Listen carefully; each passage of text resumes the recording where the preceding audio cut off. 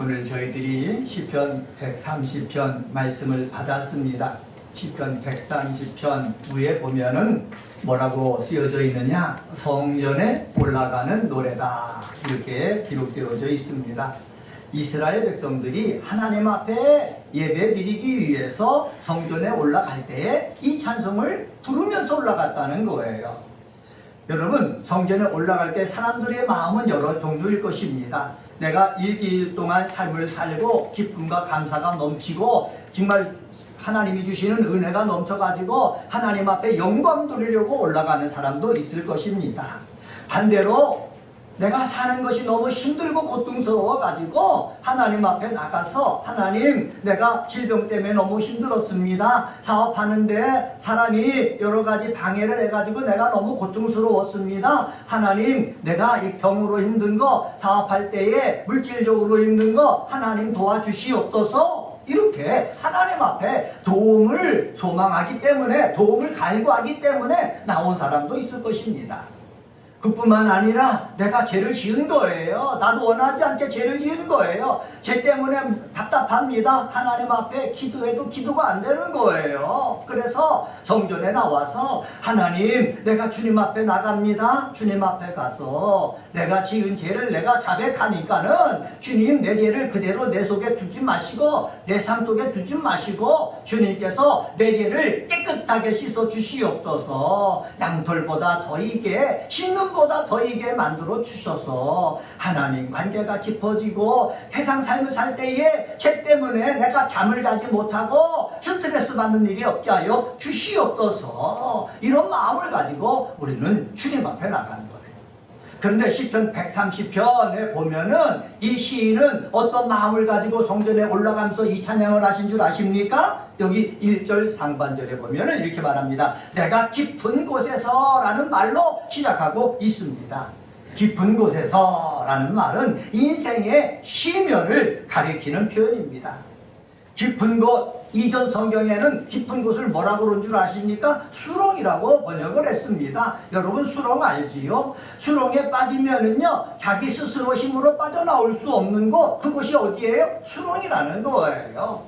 저도요, 여기 바닷가 가서 진흙갯벌 속에 한번 들어가 본 적이 있거든요. 내 힘으로 진흙갯벌을 빠져서 나올 수는 있었지만은 수렁은 내가 발버둥치면 칠수록 그 속에 깊이 빠져 들어가서 다른 사람의 도움이 없이는 나올 수 없는 것이라는 것입니다. 여러분, 우리들이 이렇게 인생의 깊은 심연 속에 빠질 때가 있다라는 것입니다. 그랬을 때 우리는 어떻게 합니까? 내 도움으로 빠져나오면 얼마나 좋아요. 내 힘으로 죄의 문제를 해결하고, 내 힘으로 사람과의 문제, 병의 문제를 해결하고, 내 힘으로 어려움을 해결하면 얼마나 좋아요. 그런데 내 힘으로 해결하지 못할 때가 있거든요. 이런 문제를 이 시인은 가지고 누구 앞에 나왔느냐?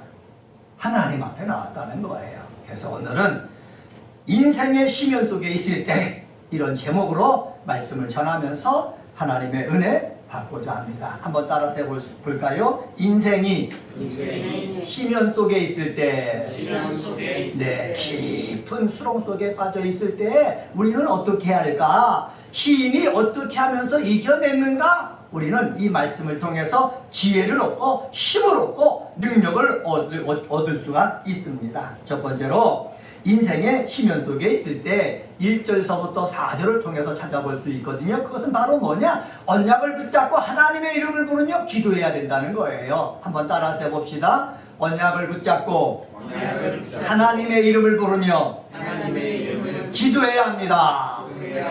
네, 성전에 올라가면서 이 찬양을 불렀다라는 말은 뭐냐? 하나님의 백성이다라는 것이 전제예요. 오늘 이 시간에 여러분 예배드리러 나왔지 않습니까? 나왔다는 것 자체가 나는 하나님의 사람입니다. 하나님의 자녀입니다. 나는 하나님께 예배드리는 자입니다. 하나님을 기쁘게 하는 자입니다. 이 전제가 있는 거예요. 하나님의 자녀이고 하나님을 기쁘게 하지만은 나도 살다 보면은 어디 속에 빠질 수가 있다? 시면 속에 빠질 수가 있다. 시면 속에 빠질 때 우리는 어떻게 해야 되겠습니까? 1절 말씀 보시기 바랍니다. 1절에 보면은 시인이 이렇게 고백합니다. 같이 한번 읽어보겠습니다. 여호와여, 내가 깊은 곳에서 주께 부르짖었나이다. 시인은 먼저 여호와여 하나님의 이름을 먼저 부르고 시작하고 있습니다. 하나님의 이름 여호와로 부르고 1절 하반절을 보면 뭐라고? 주께 부르짖었나이다. 주께라고 하고 있죠. 2절 말씀 보세요. 주여라고 말하고 있고, 그리고 3절에 보면은 주께서, 그 다음에 주여라고 말씀하고 있죠. 4절 말씀에 보면은 주께 이렇게 말씀하고 있죠. 여호와에서 뭐라고 부르고 있다고요? 주라고 하나님의 이름을 바꿔 부르고 있는 거예요. 주라는 말을 히브리어로 말하면은 어떻게 말을 하느냐? 아도나이라고 합니다. 한번 따라서 해봅시다. 아도나이. 아도나이. 네, 아도나이라는 말은 뭐냐? 나의 주인이시다, 나의 주권자이시다 라는 뜻입니다. 우리가 예수님을 부를 때, 기도할 때 여러분 뭐라고 부릅니까? 주여라고 부르지 않습니까? 예수님을 향해서 나의 주인이시다, 나의 주권자다 라고 부르는 것입니다. 예수님을 나의 주라고 부르는 것은 바로 뭐냐? 예수와 나는 특별한 관계에 있음을 표시한 거예요. 한번 따라서 해봅시다. 예수님과 나와 특별한 관계가 있음을 표현하는 것, 그게 바로 주여라는 거예요. 어떤 특별한 관계예요? 예수님은 나의 주권자다, 나를 마음대로 하실 수 있는 분이다 라는 고백을 하면서 기도하고 찬양하는 것입니다. 여러분, 이렇게 여호와 하나님이나 예수님을 주라고 부르는 데는 하나님 앞에서 그가 충성과 헌신을 다해야 된다라는 의미가 있는 거예요. 한번 따라서 해봅시다. 하나님 앞에서 충성과 헌신을 다해야 된다. 네, 그렇습니다. 내가 하나님을 향해서 주라고 부를 때는 내가 헌신하겠습니다, 충성하겠습니다 라는 뜻이에요. 그런데 이렇게 주라고 부를 때에 이 부름을 듣는 하나님은 어떤 책임이 있습니까? 보호하겠다, 내가 너의 주인이니까는 너의 필요를 공급하겠다, 내가 어려운 상황에 놓여 있으면 구원해 주겠다 라는 것이 있는 거예요. 그러니까 우리는 하나님 앞에 나서 주여라고 부르면서 충성과 헌신하는 것이고, 이 소리를 들으시는 살아계신 하나님은 나를 보호해 주신다, 나를 구원해 주신다, 내게 필요한 것을 공급해 주신다 라는 의미가 주여 속에 함축되어 있는 것입니다. 사랑하는 성도 여러분, 우리가 삶을 살다 보면 시련 속에, 수렁 속에 빠질 때가 있는데, 그때 우리는 여호와 주라고 외쳐야 될 줄 믿습니다. 하나님을 향해서 외치면은 어떻게 하느냐? 내가 고통 속에 있어도 나는 헌신하겠습니다, 충성하겠습니다 라는 뜻이고, 이런 나를 하나님이 내 소리를 들으신다면은 어떻게 해요? 보호하시고 구원해 주시고 필요를 채워주신다 라는 것입니다. 여러분, 우리 인생은요, 목사뿐만 아니라 모든 사람도 다 말할 수 없는 시련 속에 빠질 수 있다는 것을 인정을 해야 되는 거예요. 아니, 목사님이 늘 기도하고 말씀만 보는데 무슨 시련 속에 빠집니까? 수렁 속에 빠집니까? 여러분 말할 수 있을지는 모르지만은 목사도요, 깊은 수렁 속에 빠질 때가 있어요. 그래서 힘들 때가 있는 거예요. 목사만 그렇습니까? 여러분도 마찬가지예요. 우리는 이것을 인정해야 돼요. 장로님도, 집사님도, 권사님도, 믿음생활 잘하는 사람도, 기도하는 사람도 깊은 수렁 속에 뭐 할 때가 있다? 빠질 때가 있다. 그런데 깊은 수렁 속에 빠질 때에 내 죄 때문에 빠질 때도 있고 남 때문에 빠질 때도 있다는 거예요. 이것도 인정하는 거예요. 내 죄 때문에 깊은 수렁 속에 빠지든지, 다른 사람에 의해서 내가 깊은 속에 빠졌을 때 하나님을 믿는 사람이 해야 될 일은 무엇이라고요? 그때는 기도해야 될 시기라는 것이죠. 한번 따라서 해봅시다. 인생의 깊은 곳에 있을 때는 기도할 때입니다. 네, 그렇습니다. 내 죄 때문에 아니면 다른 사람에 의해서 내가 수렁 속에 빠졌을 때, 그때 하나님이 원하시는 것은 뭐라고요? 기도하는 것이에요. 하나님께서 기도하시도록 지시하신 사건입니다. 이때는 부르짖음을 통해서 하나님은 응답을 베푸시는 거예요. 그래서 깊은 수렁 속에 있는 사람들은 오늘 시편 130편을 쓴 시인처럼 주께 나와서 뭐 해야 된다? 부르짖어야 된다는 거예요. 목사가 깊은 수렁 속에 빠졌다, 주께 나와서 부르짖어야 되지요. 여러분들이 삶을 살다가 내가 원해서든 아니면 타이에 의해서 깊은 수렁에 빠졌을 때 주님 앞에 나가서 뭐 해야 된다? 부르짖어야 된다라는 거예요. 부르짖었다라는 말은 뭐냐? 도움을 청했다라는 뜻이에요. 내가 하나님 앞에 나가서 하나님이 정말로 사랑하시는 분이고 나의 주인이 되신다면은 그 분 앞에 뭐 해야 되는 거예요? 요청해야 되는 것이지요. 제가 아내를 만나서 일남 이녀 자녀를 낳았잖아요. 자녀를 키울 때 애들이 문제가 생겨요. 어려운 문제가 있어요. 그러면 어떻게 합니까? 엄마, 아버지 앞에 가서 도와달라고 하는 것 아닙니까? 도와달라고 했을 때요, 부모는 능력이 있든 능력이 없든 좋은 거예요. 기쁜 거예요. 그래서 부모님 앞에 어렵고 힘들 때 기도해달라, 도와달라 말하는 거 결코 창피한 일이 아닌 거예요. 하나님도 마찬가지예요. 우리가 하나님 앞에 나와서 내가 수렁 속에 빠졌을 때 하나님의 도움이 필요합니다. 외치잖아요. 부탁하잖아요. 도움을 요청하잖아요. 하나님을 좋아하시는 거예요. 왜? 너와 나의 관계가 있음을 네가 확인하고 또 하나님은 그 소리를 듣기 때문에 좋아하는 거예요. 그래서 여러분, 하나님 앞에 나의 소원, 나의 필요하는 거, 간구하는 거 결코 나쁜 일이라고 생각하지 마세요. 아, 하나님이 좋아하시는 일이다 라고 생각하시고 여러분 삶 속에서 도움이 필요한 것 있으면 구하시길 바랍니다.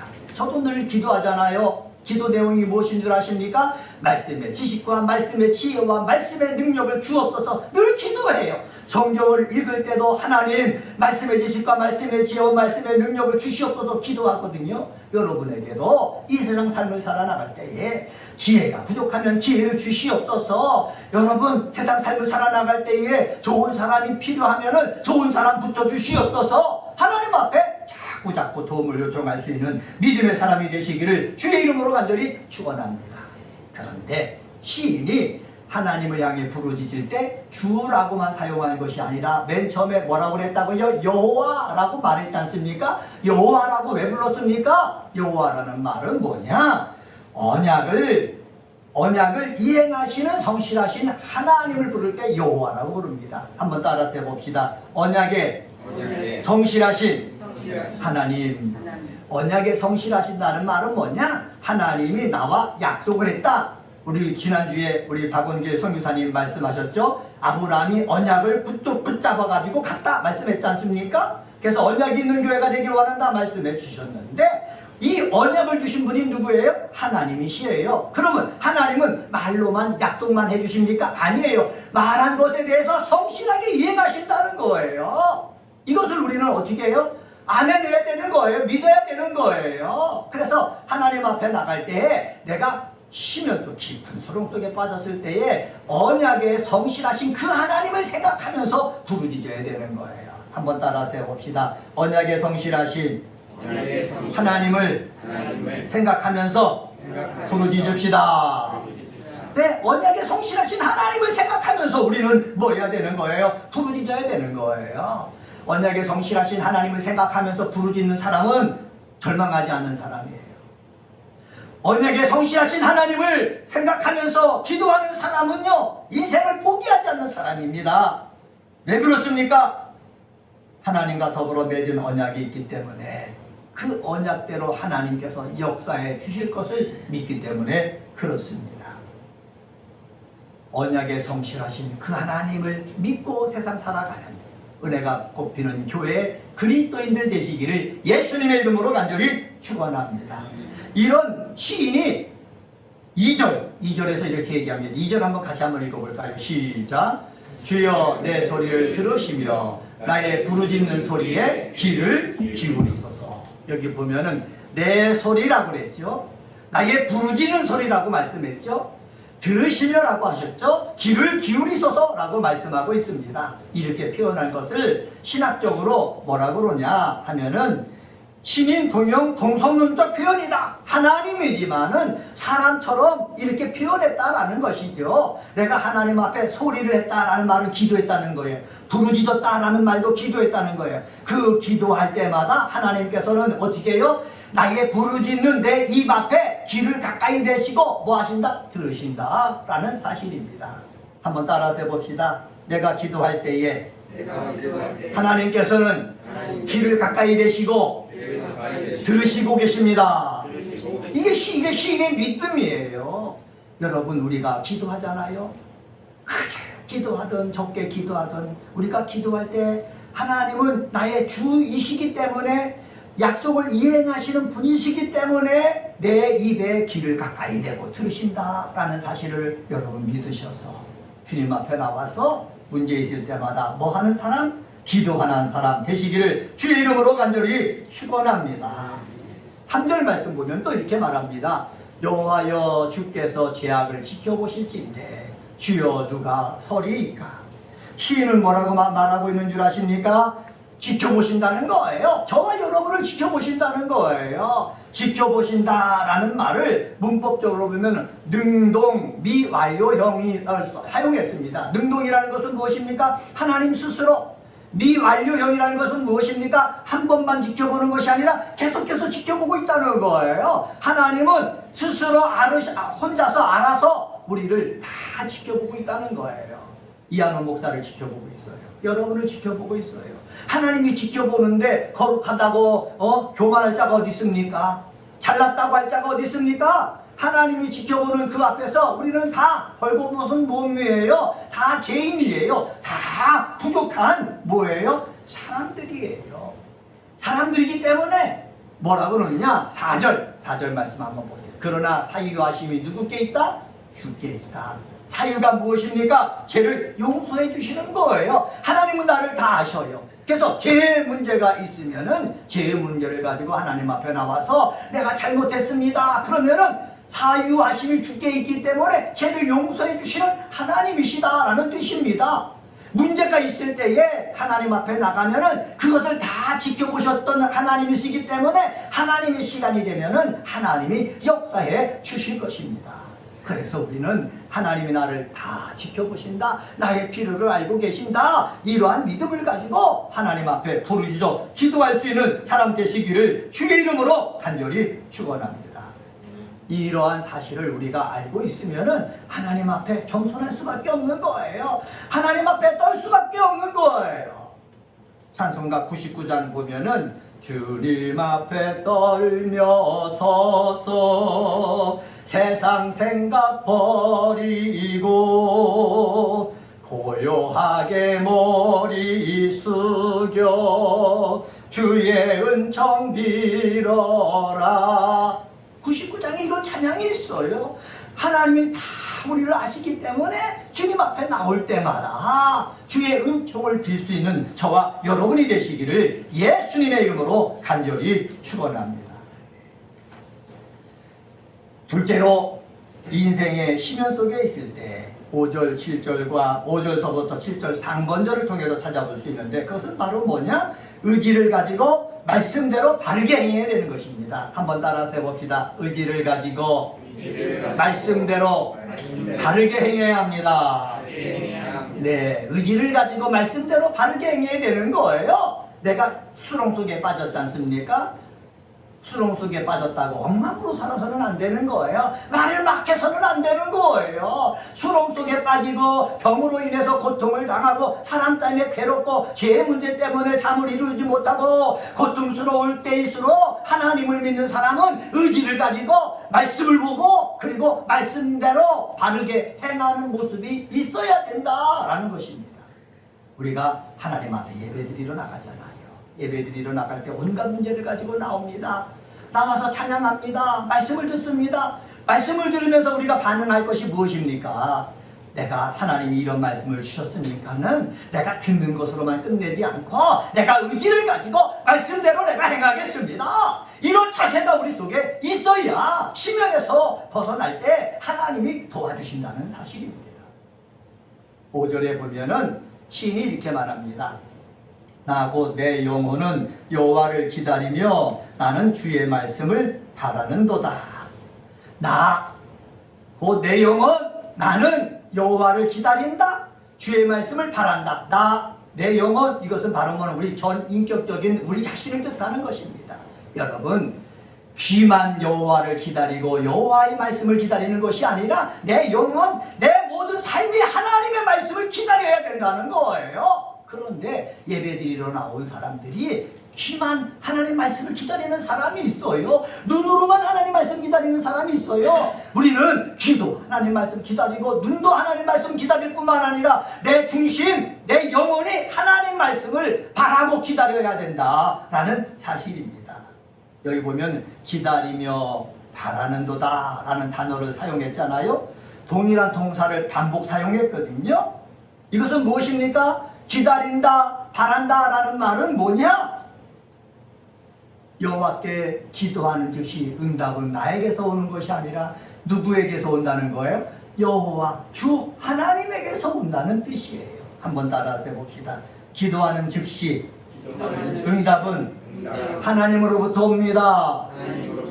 네, 내가 기도할 때 응답은 누구한테 오는 거예요? 하나님으로부터 오는 거예요. 그렇기 때문에 하나님을 바라보는 거예요. 하나님을 기다리는 거예요. 그런데 문제가 있어요. 내가 원하는 시간에 하나님께서 응답하는 것이 아니라 하나님의 때에 응답하신다는 사실입니다.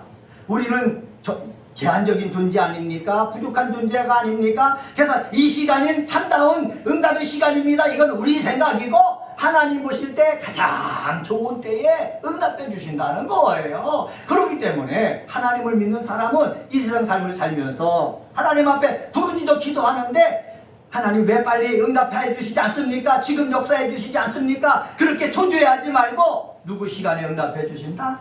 하나님의 시간에 응답해 주신다라는 것을 알고 그때까지 우리는 매 주일마다 나와서 하나님을 기다리고 말씀을 바라보고 살아가야 된다라는 사실입니다. 기도와 찬양과 예배는 여러분 그냥 하는 게 아니잖아요.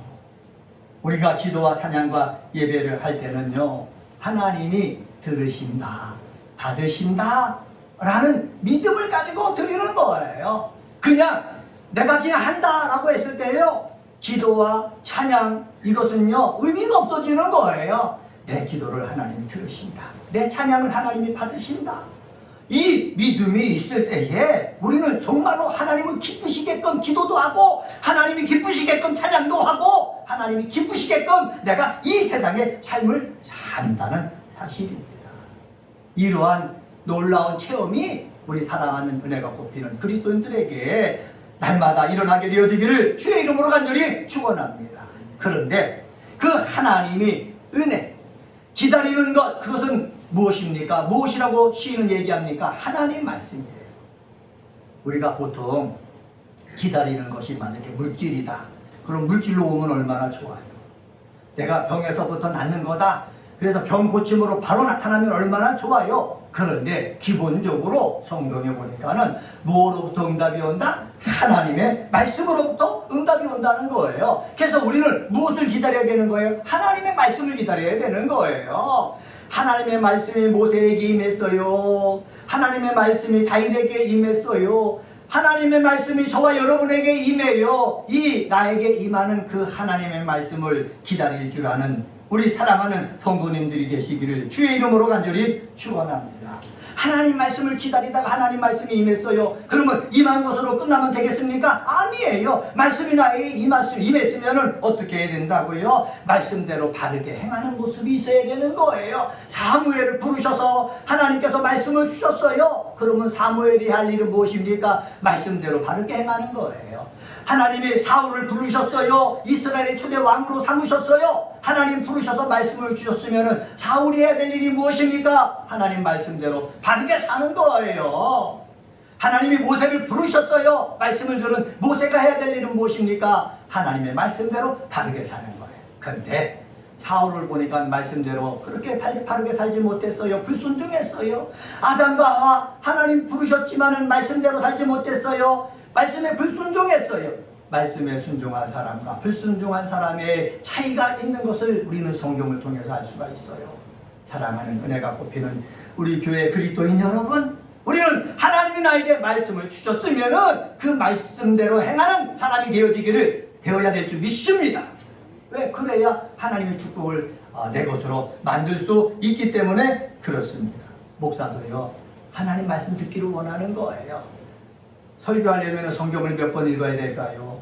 저는 설교하면 주일 저녁서부터 우리 다음번에 설교가 사무엘 하서 5장 1절서부터 5절, 9절, 10절의 말씀인데 저는 벌써 오늘서부터 그 말씀을 어떻게 전할까 생각하고 있는 거예요. 아예 오늘 시편의 말씀도 전하기 전에 그 말씀을 생각하고 있어요. 또 월요일날 되면 또 그 말씀 갖고 묵상하고 화요일에도 묵상하고 주일날 오기 전까지 그 말씀을 묵상해요. 왜 묵상합니까? 하나님 내 말이 아니라 하나님이 우리에게 필요한 말씀을 주시옵소서. 그래서 하나님 말씀을 목사도 들으려고 하는 거예요. 그래서 성도 여러분이 목사를 위해서 기도할 때 어떻게 기도해야 되겠습니까? 목사님이 하나님 말씀을 성경을 통해서 들으려고 할 때 하나님 말씀에 주옵소서. 우리에게 필요한 말씀을 목사에게 들려주시옵소서. 그래야 여러분에게 힘이 되고 은혜가 되고 지혜가 되고 하나님의 소리가 들려진다라는 사실입니다.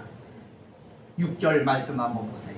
6절 말씀 보면은 같이 한번 읽습니다. 시작. 파수꾼이 아침을 기다림보다 내 영혼이 주를 더 기다리니 참으로 파수꾼의 아침을 기다림보다 더하도다.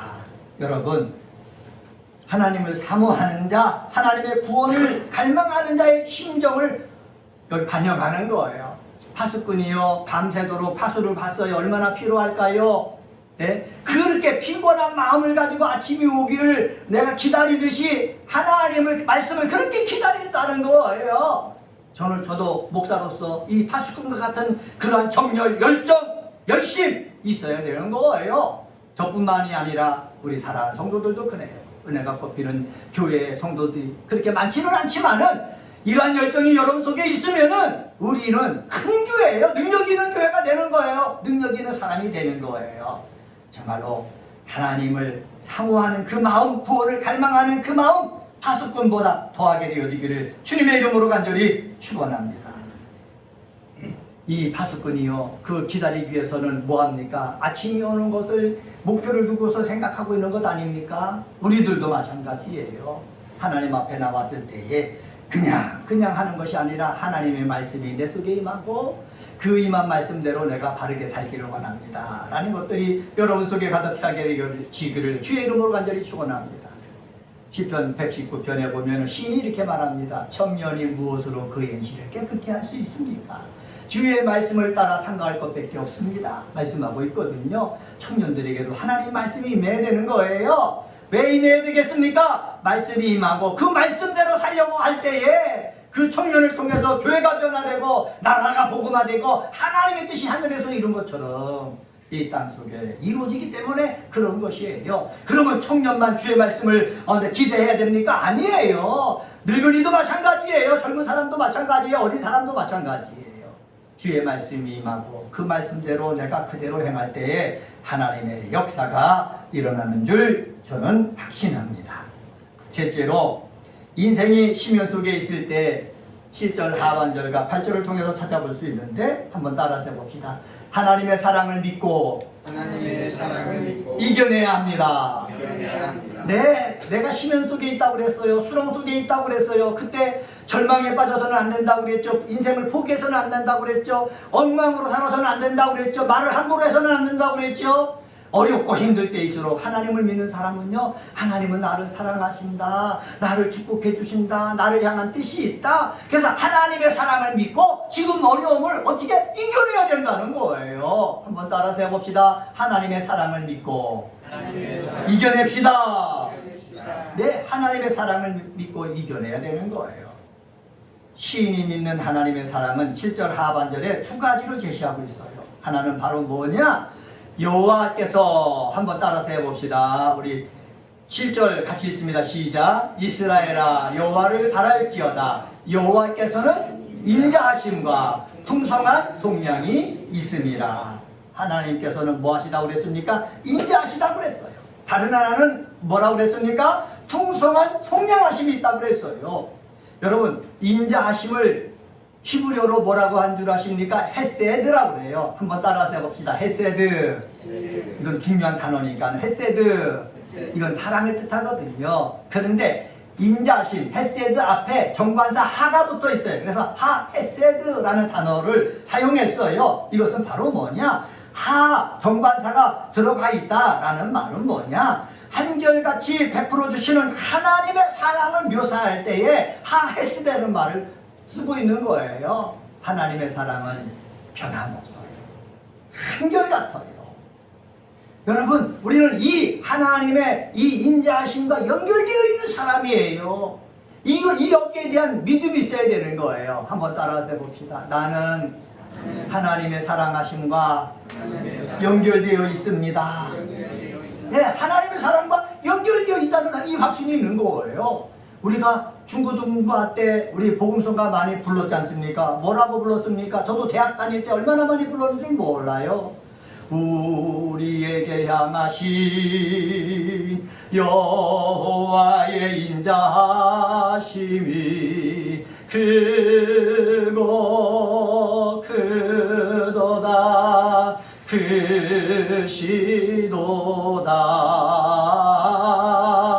크고 크도다 크시도다. 아멘. 나를 향한 하나님의 사랑, 인자하심이 크다는 거예요.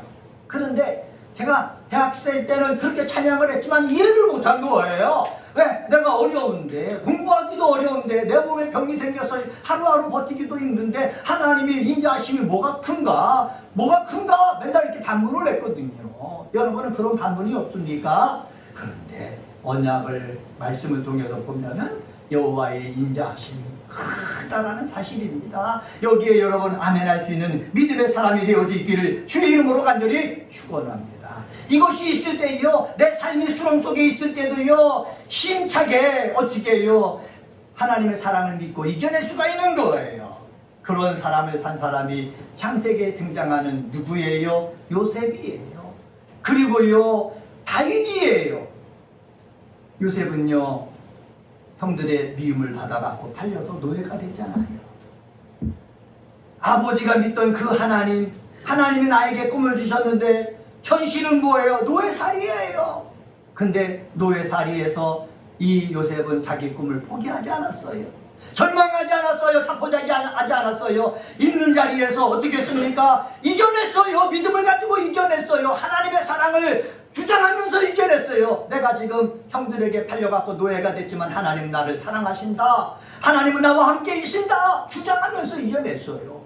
다윗도 마찬가지예요. 다윗은요, 사울왕의 정말 이스라엘을 위해서 얼마나 충성했던 사람입니까? 그런데 사울왕이 다윗을 죽이려고 하는 거예요. 도망다니는 거예요. 인생의 그 많은 해를 갖다가 도망다니면서 삶을 살았어요. 그래서 그럼에도 불구하고 다윗은 절망하지 않았어요. 자기 인생을 자포자기 하지 않았어요. 도망다니면서도 하나님 앞에 기도했고, 도망다니면서도 하나님 앞에 찬양했고, 도망다니면서도 하나님의 사랑을 믿고 그 뜻을 이루기 위해서 모든 어려움을 이겨냈어요. 우리들도요, 요셉을 닮아야 되는 거예요. 우리들도 다윗을 닮아가야 되는 거예요. 하나님은 나를 사랑하신다. 내가 지금 낮은 곳에 있을지라도 하나님의 사랑은 분명히 나에게 흐르고 있다. 이것을 믿고 내가 있는 자리에서 힘들고 어렵더라도 그 어려움을 뭐 해야 된다? 이겨내야 된다. 할렐루야. 이겨낼 수 있는 믿음의 사람이 되시기를 주님의 이름으로 간절히 축원합니다. 또 여기 보면은 여호와께 풍성한 속량이 있다고 그랬어요. 한번 따라서 해봅시다. 풍성한 속량이 있습니다. 예, 풍성한 속량이 있다는 거예요. 여러분, 속량이란 말뜻은 무엇입니까? 속량이란 말뜻은 뭐냐? 사랑한다, 그 다음에 몸값을 치르고 나를 석방한다, 대속하다, 자유케 하다, 구출하다 라는 뜻이 있는 거예요. 그런데 하나님이 나를 위해서 몸값을 치르고 나를 어떻게 해요? 석방하고 자유롭게 해주는데 이것이 일에만 있는 것이 아니라 풍성하다는 거예요. 풍성하다라는 말은 뭐냐? 충분하다는 거예요. 내 모든 죄에서부터 나를 자유롭게 하기에 충분하다는 거예요. 믿으시기 바랍니다. 목사를요, 죄로부터 어려움으로부터 구원해내기에 충분한 사랑이 누구에게 있다? 하나님에게 있다. 여러분도 마찬가지예요. 깊은 수렁에 있을지라도 여러분을 구원해가지고 자유롭게 해주실 그러한 풍성한 그 사랑이, 그 능력이 누구에게 있다? 하나님에게 있다는 거예요. 한번 따라서 해봅시다. 하나님의 사랑은 나를 자유롭게 하기에 넘치십니다. 네, 하나님의 사랑이 적어갖고 나를 자유롭게 하지 못하시는 분이 아니에요. 여러분의 삶에 기회를 주시지 못하시는 분이 아니에요. 하나님의 속량은 충분하다. 나를 향한 하나님의 속량은 충분하다. 한번 따라서 해봅시다. 나를 향한 하나님의 속량은 충분하다. 네, 나를 향한 하나님의 사랑은 충분한 거예요. 이것을 모르고 나는 죄인이에요. 나는 아무것도 할 수가 없어요. 내가 지금 눈에 보이는 거 아무것도 없는데 무엇을 할 수 있겠습니까? 그렇게 하지 말고 하나님이 나를 향한 사랑은 충분하다. 이렇게 주장하면서 여러분 어려움을 이겨내시기를 주의 이름으로 간절히 축원합니다. 오늘은 시편 130편 1절서부터 8절에 있는 말씀 가지고 인생이 시면 속에 있을 때 라는 제목으로 말씀을 전했습니다. 인생이 시면 속에 있을 때 언약을 붙잡고 하나님의 이름을 부르며 기도해야 됩니다. 인생이 시면 속에 있을 때 의지를 가지고 말씀대로 바르게 행해야 됩니다. 인생이 시면 속에 있을 때 하나님의 사랑을 믿고 이겨내야 됩니다. 이러한 귀한 성도님들이 되시기를 주의 이름으로 간절히 축원합니다. 기도하시겠습니다.